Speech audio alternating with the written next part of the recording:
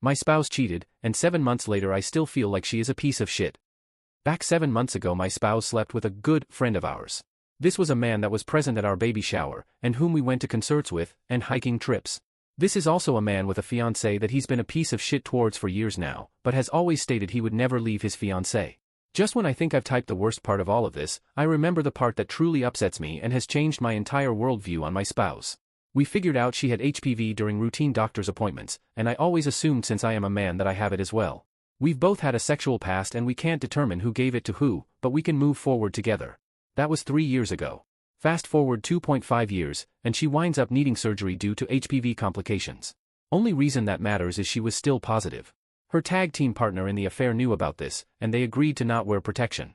Willingly compromising himself with an STI he can't really get tested for accurately but is more than capable of passing along. My spouse ends up with emotions for him, and falls down the actual path of a tricked side woman. He tells her he does not have those feelings for her, and they decide to stay friends. I found out and things did not go well. Nothing physical at all as I would never lay a hand on a lady, but words were exchanged in the heat of the moment. I left. I moved out. But my anger never left, and as I started therapy it started becoming more and more clear that he willingly possibly contracted HPV and is still with his fiancée. His poor fiancée that needed to know, so I messaged her. I told her all, and I've told her all every single time they continue to interact. To remind her this man proudly and without consideration might have just given you an STI from his side piece that could possibly cause cancer. He does not care for you. It hit me, not only was I cheated on but also this person I spent so many years of my life with, someone I built a family with, and thought I knew morally, was a culprit in this as well. She failed to respect the marriage, she failed to respect herself, but worst of all she knowingly participated understanding completely that he was not going to leave his fiancée more than likely and would probably have sex with her. We started couples therapy, and I think I've come to the conclusion I won't ever fully believe she isn't a piece of shit. If you enjoy Reddit stories, hit the like button and subscribe. Now, let's jump right into today's story. I've never been this frustrated with my culture. I come from India. I'm currently an international student in Europe. As such, whenever I need anything to cook traditional food, my go-to store is this small nearby store run by people from India. It was a cool store, and in the beginning I loved going there. You had a community and the guy who runs the store was nice. Then suddenly, out of nowhere in a year, a lot of people stopped talking to me. I didn't know exactly what it was. The people working there stopped smiling at me. If I passed them, they would give me a wide berth. Even the dude who ran the store stopped talking to me. Avoiding touching me when handing me things, attending to me last if I had a question even though I came before, answering questions like he was doing me a favor. The whole thing was very, very subtle but at the same time odd. To make it weirder, I had like 2 people who worked in the store who went out of their way to be sweet to me. Like compensating for everything sweet. If the cashier tossed stuff in my direction once ringing it up, the dude would come to neatly put stuff in the bag. It was a bit odd. Well, the day before yesterday I went to the store to buy some things. There was a lady there who seemed to be talking to the cashier. They were talking about his family back in Rajasthan, his reasons for moving to the city, and most importantly, his caste. Anyways, long story short, they were discussing how important it was that the right people get to emigrate to keep our image clean, whatever it means. The whole conversation was odd, and I just ignored it, brought my stuff and moved on. Then when I was on the bus, I realized a similar situation had happened to me. I had a pleasant conversation with an older person in line at the cashier, and she kept pushing for information like where exactly my family is from, what my parents do, what my full name is, etc. I answered truthfully in the beginning, but then it just became intrusive, and I stopped answering.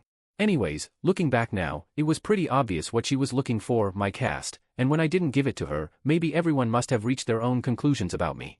I am from South India, and I have a very vague name that can sound like it comes from any religion. I'm not sure what they must have thought about me. After that conversation, all the weird behavior started. Maybe I'm wrong, but there are a lot of other random things that support it, judgment on the fact that I was buying spice mix for biryani and chicken, just random jabs at how my people eat everything. I love my people, and these people seem to be the only people who have a problem with me. But it's still so frustrating when you come to another place, and the worst parts of your culture follow you. I don't even know what to do, just tell them my caste so they stop treating me like shit? It just feels wrong, coming to another continent and bringing your backward thoughts with you in the guise of respect. We have a lot to deal with when it comes to racism and otherness. Why would you add on to it? Why can't you get out of the last century? Why is it so important to hold on to these backward traditions? I love my culture, I love the traditions, I love the festivals, food, dances, community, everything. Nothing in this world can make me ashamed of being who I am. But stuff like this really puts me off. I'm not even sure how to deal with this situation or react to this, cause I'm not from a lower caste. This is the first time something like this has happened to me. Just an odd situation overall. 12 hours ago I had a fiancé and a best friend and now I don't know who I am anymore. My fiancé, 33M, cheated on me, 32F, with my best friend, 32F. 12 hours ago, I was happily engaged with my boyfriend of 4 years, looking to officially get married in December, in the best phase of my life, and then I got a phone call. Me and my fiancé are from the same country but met online, while being in different countries, him being in our home country and me in Europe. We would talk every day, even until yesterday, share with each other all our thoughts, our dreams, our passion. I had been in a few relationships in the past but never had I felt so secure and understood. To top it off, he adored me, in public and private. He was close to my parents, he even went with me to my friends' weddings and overall, I felt like I had found the one. More so, when he proposed to me via an amazing treasure hunt through the city kinda proposal, and I was truly overjoyed. We already spoke to each other's parents and were looking to sign the papers end of this year, and he was to move to Europe after that. My best friend, I have known for 14 years. We met in undergrad, became the closest of friends along with my roommate from undergrad. Until yesterday I used to consider her and my undergrad roommate as my rock. The ones I could lean on no matter what. Interestingly, my fiancé recently got a new job for which he moved to the same city as my best friend, and I was overjoyed that finally the two closest people in my life would be together. My fiancé won't be alone in a new city and they could bond before me and my fiancé get married. I had my life mapped out, with a loving partner and solid friends, and everything seemed perfect. Until I got the phone call. A call from my best friend, telling me that a few days ago she and my fiancé were hanging out, got drunk and kissed each other. She went on to say in excruciating detail how it happened, and how again yesterday they were in a similar situation and he tried to make out with her again. Honestly, I pretty much blanked out as she was speaking. I could hear a strong ringing in my ears and feel my heart beating so loud it could pop out of my chest. I immediately called my fiancé, asked him to wake up, it was 2 a.m. where he lives, and asked him what happened between the two of them. He chose to lie even then. He said, "We hugged." I kept on pressing him, telling him he isn't stupid, that he doesn't know why I am asking this question, but he kept being silent. No answers. I pulled my friend into the same call, and asked her to repeat what she told me. And she did. She portrayed it like he came on to her. He kept on denying and saying she was also kissing him back, and that whole lover spat between them that I was being witness to made me want to throw up. I told them they both are dead to me and hung up the call. Even as I write this, I don't know if I have fully accepted this information yet. I don't know what to tell my parents, who are planning their only daughter's wedding. I don't know what to tell my friends here, to whom I've always supported and praised my fiancé to no end. I don't know what to say to myself, whose entire world got shattered in a matter of minutes. I don't know what I did to deserve this. I can't seem to close my eyes without picturing them in the exact details it was narrated to me, and it makes me sick. I don't know what to do of my life anymore. I don't know who I am anymore. Edit, I just want to thank each and everyone who showed me kindness and support in the comments. It was overwhelming to see so many people empathize and offer solace, to say the least. It wasn't the easiest for me to share such personal details of my life online, so to see you all understand my pain and give me strength, I can just say thank you. I spoke to my parents and let them know what happened, barring too much details. They of course were horrified but vowed to stand beside me no matter what. At least I am blessed with a steady family. I also reached out to a close friend, and she has also been nothing but supportive. It's safe to say I still am in some form of shock. My mind goes from overanalyzing every text, every conversation in the last couple of weeks, to filling with rage, to wanting to hear his side of the story, to feeling just an emptiness inside of me. I don't know yet what I will do from here on, but I know I will do what feels right for me. And at a pace that feels right for me. I can't forgive my family for my wedding. I got married August 2025, and I still feel hurt over the surrounding events. To keep it brief, it was a small, less than 30 people, ceremony. We brought our dog as ring bearer, but we said no dogs as guests. My sister and mother took this personally that I was excluding their dogs. I offered dog sitters, my father-in-law offered to pay but they said they'd sorted it. My mum unfortunately lost her dog a few weeks before the wedding, but then decided to adopt a new dog a week before. This dog unfortunately got kennel cough and became ill and passed away, meaning she was dog-free. She didn't have any plans in place for the wedding of what she'd do with this dog over the wedding.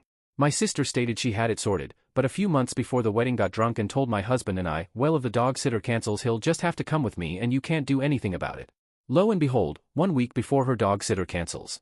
I refused to allow him and she doesn't speak to me for until the morning of the wedding. She was my maid of honor and didn't speak to me at all. 2. Because of the dog drama, the week before my wedding my sister and parents wouldn't speak to me. I had to chase to see if they were attending or to find out what was going on. They were meant to help set up the venue the night before with me, but I heard nothing. My in-laws and 2 friends instead came to help. My parents turned up at the end and were upset I hadn't waited for them even though they hadn't told me they were coming. 3. The night before my 2 friends and I went for a drink and my mum texted me telling me how disappointed she was in me and it should have been her and my sister spending the night with me. I told her I wasn't doing it now with her, that she hadn't spoke to me all week and to text me at 10 p.m. the night before was unfair. Morning of the wedding, I asked for them to get to my house for 10 a.m. for getting ready. Ceremony started at 1 p.m. and my dad was driving me. They turned up after 12 and the first thing my sister said to me was, "Go get your dress on and let's get this over with." I asked for my mom to wear purple, she turned up in blue and black. They dressed my niece as a flower girl even though I said we aren't having them. She had a matching dress to my sister, a flower crown and parasol and everything. At the evening do, my mum refused to move from her seat and got upset I wasn't introducing her to everyone or spending my time with her. She stormed out and refused to say goodbye. My sister, her children and my dad left too. The evening only had about 40 guests, they left before the cake got cut and didn't say goodbye to anyone. I think the worst part of this was the pity from everyone who saw it. I know it's sad, but I really wanted the house decorated with Mr. and Mrs. Tat. I wanted the signs in the window saying just married. Before the drama my sister said she'd do it, said she brought everything ready and not to worry as she'd already planned it. She asked about my spare key, I told her my mum had one and she said she might disappear for a few minutes during the reception. Well, that didn't happen, and when I asked her afterwards she told me to grow up and she didn't owe me anything. Lastly, my wedding dress. I went to view dressed and tried them on. Wasn't planning on buying one then as I wanted to try get a cheap second-hand one. Found one that was £800, which I liked and my mum made a big fuss over. She told me I had to get it, I told her I couldn't afford it and she told me, "Don't worry about it, I have my purse," so I agreed to get it feeling so happy that I could have a nice dress. My mum told the sales lady I needed a veil, which was another £200. I told her it was a lot of money and she said, "You only get married once. Don't worry." She went to the till to do the paperwork then shouted me over to sign the form. I signed and my mum took the bag with the dress, and said, "You just need to pay," and walked off. I was left to pay £1,000 I couldn't afford as I felt so embarrassed by it all. When I asked her after she denied offering to pay and said she couldn't afford but would have loved to have offered for me. I'm still trying to pay this debt off now. I guess the worst part is they don't see that they did anything wrong over this situation, and they don't see why I would be hurt or upset. It really tarnished the day and I'm devastated that whenever I think about MG wedding I can't help but think about how small I felt because of them, then couldn't even play pretend for one day to let me feel special or to feel valued. I don't feel I'm being fair to my husband as I'm thrilled I got to marry him, but I'm so devastated by it all. I don't see how I can forget this. We broke up. At 4 a.m. he told me he was done. We were having fun at the club and something in him snapped. He told me he was unhappy for a while. I just had my birthday a few days ago and he got me a lovely gift. I asked him why did he get me a gift if he was going to break up with me. He said it's because he loved me. He said my wife wouldn't do this, listing things off he didn't like that I did. "You're not my wife. We weren't engaged yet." He said I was a plague on his life. He said I believe in a fantasy world where I believe in the good of the world when it's not true. He inherently believes the world is evil. He got angry and put his hands around my neck but didn't choke me. It still scared me. I pushed him off of me. We wanted and needed different things. He wants to be isolated with someone, them versus the world ideology, and I thrive in community, sharing my energy and heart and bringing others up around me. I don't like giving up on him. I know we struggled, and maybe I was blinded by the rose-colored glasses. To go from happy and fun and everything is great to nothing and sadness, defeat, confusion. It's harrowing. I haven't slept. He's blocked me on everything. We walked to his place and he put everything I had in a bag and then walked to mine and I did the same. I naively envisioned a future with him. I had expectations and I'm being hit hard with reality. The first 21 days are the hardest. My stepkid's mom insists they pay their own medical bills to learn responsibility. Y'all WTF. My F40S stepdaughter Ebony is 21 and has been dealing with some gnarly stomach bug the last few days. Yesterday it got bad enough that we took her to the ER because she couldn't even keep down water and she was getting severely dehydrated. They ran tests that didn't find anything, so the diagnosis is bad stomach virus. They got her 4 fluids and that sweet hospital-grade anti-nausea medication which got her feeling better and then sent us home with prescriptions for more meds. Because this is America, our copay was $300. My husband sent Ebony's mom a text letting her know how Ebony was doing and asking for $150 to cover half the bill. Side note: Ebony lives with us full-time, her choice, and her mom doesn't help pay for her tuition, her car, or almost any of her upkeep, but she has generally chipped in for medical costs. This time she decided that she can't contribute because Ebony needs to learn a lesson about responsibility by paying for her own expenses. This is ridiculous for multiple reasons. First, Ebony is anything but irresponsible. She's going to community college, works part-time, mows the lawn on her own initiative, picks her younger siblings up from school, and generally holds up her end of the housework better than most adult roommates I've had. She pays for gas, recreation, clothing, and textbooks on her own, as well as half her car note. This is not a kid who needs a tough life lesson about frivolous spending. Second, WTF, do you mean she needs to pay for her own expenses? We're her parents, she had to go to the hospital, she's a full-time student with a retail job, and frankly, it's only because we live in a late capitalist hellhole that she's being charged hundreds of dollars to be treated for dehydration anyways. It's obviously a self-serving justification on Ebony's mom's part so she doesn't have to pay for anything, but it still pisses me off. If you don't have the money, just say so. Don't come up with some weird pick-yourself-up-by-the-bootstraps crap. We're not spoiling Ebony by ensuring that she receives needed medical care. My BF makes 4x more than me per month and still insists on splitting bills. Well, the title says it all. He was just telling me he was having an unusually good month, sales, which could potentially mean he will make 6x my monthly check this month. I just suggested that maybe we could split the bills up in a different way, based on how much more money he makes than me. He scoffed and said, I'm not telling you anything else about my finances. We also split all going out, dates, vacations and other fun things. There was a 9-month period on our relationship when he was having difficulty getting a job. I paid everything. No complaints, no holding it over his head. To me, it was just an investment in our future. I have never wanted or cared about having a man that could support me financially. All I have ever wanted was a partner in this life. I even felt a little guilty even suggesting that to him. But anyway, posting here because I'm throwing my own pity party. I feel so stupid and angry at myself for allowing this to continue to happen, and I feel so let down by men by him. That is all. Edit. Thank you all for the feedback. I do intend to read through everything, although I have not been able to yet.to answer some of the main questions I have seen. We have been together for the better part of 4 years. There was a little off and on during that time.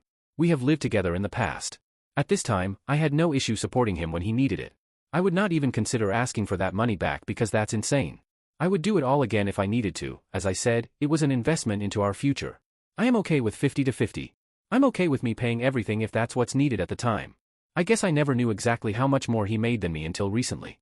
And as you guys said, that does not entitle me to his money, but as a man who's always bragged about wanting to provide and being able to provide, I just feel a little let down. Now that I'm thinking about it, maybe it's because he always talks about being a provider yet when he has the opportunity to, I don't see it. Maybe it's more of the inconsistency of what he says versus what he does, that's eating at me right now. I've booked an abortion, I feel such relief. I originally thought I wanted this baby. My partner is very excited and so are his friends and family. But I've been feeling awful. I've been physically sick daily, but worst of all I've lost myself, my sense of identity and autonomy. I've been so wildly sad. But for the first time in weeks I feel I have my control back, and I'm going to be okay again. I feel such relief. Edit. To add, I'm not keeping it a secret from my boyfriend, he knows I'm getting an abortion. I still can't forgive myself for what happened that night. In 2021, my friend and I were driving slowly at night, smoking, in a very quiet area far from the city and any houses. Suddenly, I noticed something moving on the road ahead. As we got closer, I realized it was a very elderly man walking alone in the middle of the road. Before we reached him, my friend got scared and said, "This seems suspicious, like it could be some kind of trap or something." I stopped next to him and asked if everything was okay. He told me he was trying to get home in the city but didn't know how to get back. While I was talking to him, I looked over at my friend and saw pure terror in his eyes. I told the old man that, unfortunately, I wasn't heading that way and that he should wait for someone else who might be going there. As soon as I drove off, I immediately called the police and told them what had happened, where he was, and what condition he seemed to be in. Then I drove into town as fast as I could, bought him a meal, some snacks, and water, and rushed back to bring them to him. It couldn't have been more than 10 minutes. The road was long, so there was no way he could have simply disappeared. Either someone had picked him up, the police had arrived, or he had wandered off into the fields where I wouldn't be able to see him because it was completely dark except for my headlights. I searched for him along the entire road but couldn't find him. We figured the situation had been taken care of, called it a night, and each went home. 2 days later, while scrolling through Facebook, I came across a post from a local community page. It included his picture and said that he had been found dead in the fields. The moment I saw that, it felt like my soul left my body. I was completely shocked. I felt like I was responsible. He had been telling the truth. He really was from the place he had mentioned. It turned out he had Alzheimer's disease. He had wandered away from home and lost his sense of direction, eventually ending up far from the city. I still can't forgive myself for it. Every time I think about him, my eyes fill with tears. When I imagine his final moments, dying alone far away from everyone, it breaks my heart. No one deserves that. I've never been able to forgive myself, especially because my grandmother had died only 2 years earlier, and she also suffered from Alzheimer's. Comments. It wasn't your fault. You searched for help, you brought him supplies, you did the right thing. You didn't just drive away without saying a thing or assuming it was a trap, which very well could have been. You took action with his well-being in mind. Even though he was a complete stranger, you still had his best interest in mind. Don't blame yourself for something that isn't your fault. It doesn't make his passing any less tragic, but you should understand that you a good, kind action, and even if it didn't save his life, the kindness you showed and thoughtfulness you showed in that one moment is more than many people show in their whole lives. Forgive yourself, you are a good person. I saw a confused-looking old man, standing on a sidewalk, holding a grocery bag many years ago. I asked him if he needed a ride, and he told me he couldn't remember where his hotel was or what the name of it was, but he said there was a blue star on the sign, so I took him to the Blue Star Hotel and he said to me, "I didn't know there were people like you. I am glad I did what I did, but were it to happen now, I, too, would be scared of a trap. I know this is soul-crushing, but you couldn't have known. But this very well could have been a trap that could put you in massive danger. I have heard tons of stories like these, and from there comes no good deeds go unpunished. Unfortunately, this was a genuine case. Take comfort in the fact that you tried, and you had all the good intentions. If you think about it, you are not to be blamed, but every evil people on this earth who use this as a weapon to put innocent and good people like you in danger. In any case, we all are proud of you for having a conscience and the will to put the efforts. You did the right things. You made your safety a priority by not allowing a stranger in your car, and you also made every attempt possible to assist a distressed person in a timely manner. He is better off now. Alzheimer's patients live in abject fear. It's the cruelest way to prolong a human life. He is at rest now. It's time for you to put the weight of this down. Please forgive yourself. You did the best you could to help him while also keeping yourself safe. There are sadly many stories of people being hurt/murdered trying to help strangers in remote places. You at the very least called for help and even tried to bring the man food/water. These are actions most people wouldn't even take these days. Assaulted by my own parents because I wouldn't give them my crying baby. Currently NC and traumatized. I really need to vent and hopefully get some support, because I am so traumatized and exhausted by this entire situation. My baby girl is now about 2.5 months old, but this major incident happened when she was just 5 weeks old. For some quick background context, my mother came to my house to help for the first 2 weeks. She constantly complained about being bored, telling how unhappy she is cause she's not her own home. SHR completely took over baby care, and would only bring the baby to me to breastfeed before snatching her away to put her to sleep herself. She even once referred to me as the baby's sister and talked about my daughter as her own baby. Because of all this interference, it took us 6 weeks to finally feel like a real family in our own home. Fast forward to week 5. My husband had to attend a relative's funeral. We didn't want to expose our newborn to a large crowd yet, so he dropped me off at my parents' house for a short 2-day stay. Otherwise, he would never have left me alone with them. The actual incident started because my baby was crying and I refused to hand her over to them. Usually, whenever the baby cried, my mom would immediately run in, tries take her from my arms, and go to another room. Even if I'm breastfeeding, she sometimes stand over like hover on us. This time, my mom was busy in the kitchen, so she sent my dad to act like a guard.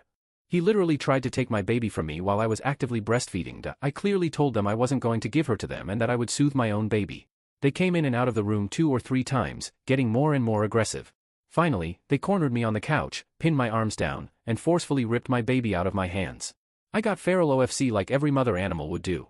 When I desperately tried to get my baby back, my dad used physical force to keep her away from me, violently pushing and shoving me. I ended up with cuts and scratches all over my hand and arm. While they were assaulting me, my mom kept yelling me that I was abnormal and sick, that I needed to be heavily medicated, and that they needed to sedate me/put me to sleep. They both accused me of being ungrateful and acting crazy. They only backed off when I started screaming that I was calling the police. When my mom finally gave my baby back, she was crying with these wildly exaggerated, melodramatic reactions. I immediately ran to my room, locked the door, and had to wait there terrified until my husband could come get me the next day. The very next day, I left that house and completely cut all contact with them. I blocked them everywhere. Because my dad couldn't reach me and my husband, he actually called my husband's workplace to try and get to me. He talked bullshit, so it was embarrassing. My husband has been incredibly supportive.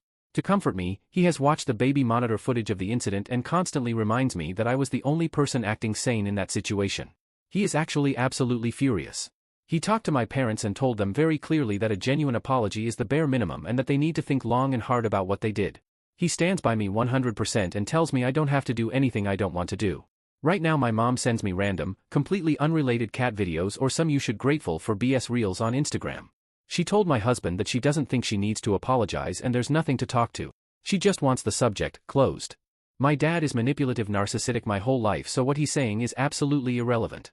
They are constantly trying to reach me now, but it's never to apologize.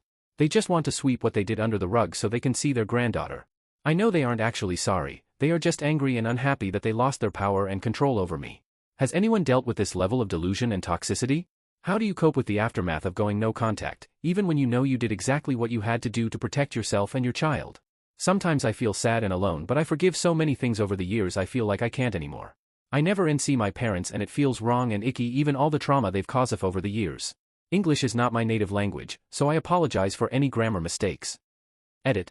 First of all, thank you to everyone for your concern, suggestions, good wishes, and kind words. Life is still a bit chaotic as a new mom, so I read what I could and am only just now able to reply. Where I live, cutting ties with family isn't really considered normal. I live in a society where people visit their grandparents and even distant relatives all the time. Besides, completely removing your parents from your life isn't easy, and that is actually why I wrote the post in the first place, because I am struggling. Many people asked why I haven't blocked them everywhere. I am not very active on Instagram, and I don't really like to post anyway. I only saw the reels they sent 3 days later. After that, I let it go for a bit because I wanted to see where it would end up. But it got too triggering, so I ended up blocking them there too. Then a Pinterest notification popped up. I had actually forgotten Pinterest even existed. You asked why I expect an apology. Family bonds are a very basic human need, and I think because I have chased after that for 30 years, I can't just break away.